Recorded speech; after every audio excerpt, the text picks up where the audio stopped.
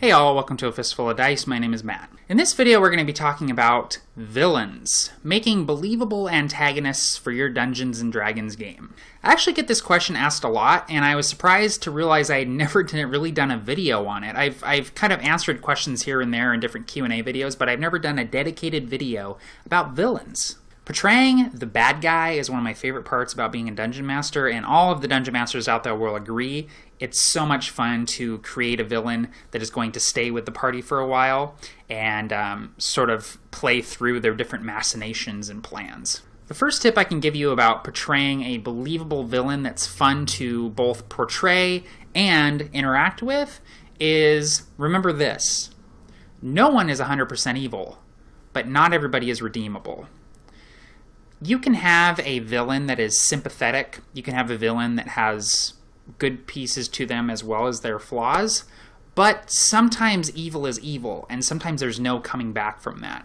A lot of people get in the mindset that, well, if there's going to be good about them too, they have to somehow be redeemable, kind of like Darth Vader at the end of Return of the Jedi. But I'd say that's the exception to the rule. I'd say for the most part, your goal should not be to redeem your villains somehow, but make them sympathetic and make it seem like, well, you know, yeah, it's evil, it's bad what they're doing, but I can't say I wouldn't do the same thing in their situation. The next tip I can give you is give your villain clear, believable motivations. Now, that's not to say you come right out and tell the party what's going on and what the villain is trying to do, but make sure you're clear about what your villain is trying to do. And they should be trying to do that all the time. Don't have your villain kind of meander around and pop in whenever it's convenient. The villain should be actively plotting to achieve whatever they're trying to achieve. So let me give you some examples of some fun villains that I've played or am preparing to play. The first one I'm going to talk about is near and dear to my heart, and he is a villain, sometimes an anti-hero, named Mutt. Mutt is a half Duergar, so half dark dwarf, half mountain dwarf, who is based off of Bob Hoskins. So he looks like Bob Hoskins and talks like Bob Hoskins. Mutt is sort of your typical Duergar. He's shorter and stouter than your typical mountain or hill dwarf, but he is completely bald. He has a shaved head and a shaved face, and lots of scars and tattoos on his body, including a brand on his hand, which means exile in Undercommon. He also has dark tinted goggles, which he wears pretty much at all times because he lives on the surface world. Little touch of Riddick there. Essentially, Mutt was born into a society that hated him.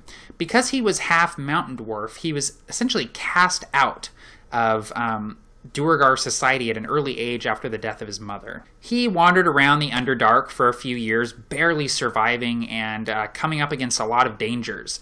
But in doing so, he honed his senses and his skills and became a fairly formidable fighter in his own right. Eventually, he made his way into the halls of the mountain dwarves, where he was captured as a spy and tortured and interrogated for many, many years.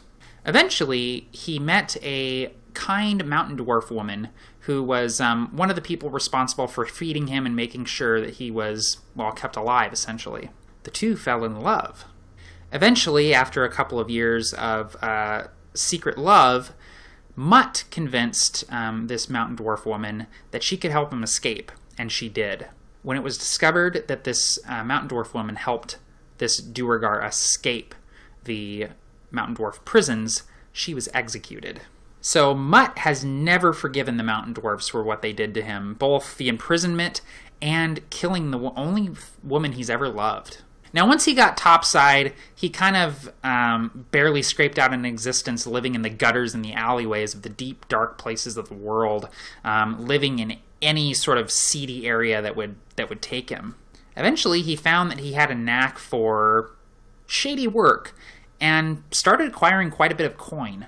Eventually, he had enough gold on him to start hiring thugs of his own, and he sort of built up his own little criminal empire that operates under the radar. His band of criminals is made up of other outcasts like exiled gnolls, orcs, ogrekin, kobolds, all sorts of weird stuff. He's really fun to play because he always has a weird assortment of thugs with him.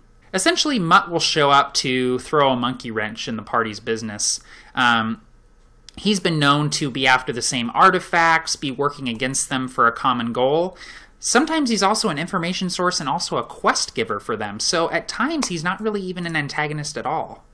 But Mutt's whole goal is to get back underneath the world. He hates the surface, he hates the dirty, stinking sunwalkers, their crowded cities littered with refuse and garbage. He hates the smell, he hates the damn sun, so he wants to get back under the Underdark. So his whole goal is get back in the good graces of the Duergar and basically establish himself as royalty down there. So he'll take any chance he can to hurt the Mountain Dwarves, if it means hurting the Mountain Dwarves and getting back in the good graces of the Duergar.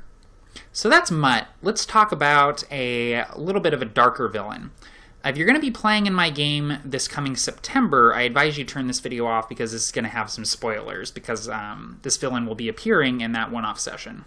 This is a villain called Arendelle the Corruptor. In one of my campaign worlds, there is an organization of clerics and paladins known as the Convocation. And the Convocation are an elite group of Griffin Riders, which are sort of like Jedi Knights. They're essentially counselors and peacekeepers for the realm, usually operating alone or in pairs to address situations that need to be dealt with quickly and with a just hand. They're committed to peace, justice, light, blah, blah, blah, all that kind of stuff. So Arendelle was once known as Arendelle Dawnbringer, and he was one of the most prominent members of the Convocation, leading many crusades against the forces of darkness and even slaying a dragon single-handed on the back of his griffin. But after serving the Convocation for 15 years, Arendelle began to really see the darkness that was present in the hearts of mortals. Eventually, through war and raids, Arendelle lost his wife and daughter. This sort of set off a chain reaction that caused Arendelle to snap. After going missing for many, many years, he reappeared with an army of barbarians at his back, fully intent on purging the world of everyone that didn't submit to his rule. Essentially, Arendelle believes the world that is as it is a lost cause, and he needs to, well, as he says it, burn away the decaying, rotting flesh of humanity and build a new, glorious empire in his name. He's turned away from the gods, which he calls false idols, and depends only on himself. He's taken on a very dark, corrupted appearance. His once shining armor has become dark with stained blood, and he's taken to, not really shining it or buffing out any of the dents or scrapes, so it's taken on a very ugly appearance. His griffin, likewise, has been sort of reshaped and corrupted by the dark intentions of its master, and so it's sort of a frightening-looking creature as well. So Arendelle is sort of a tragic figure in that he's lost a lot in his life and given a lot to a world that has really given him nothing in return.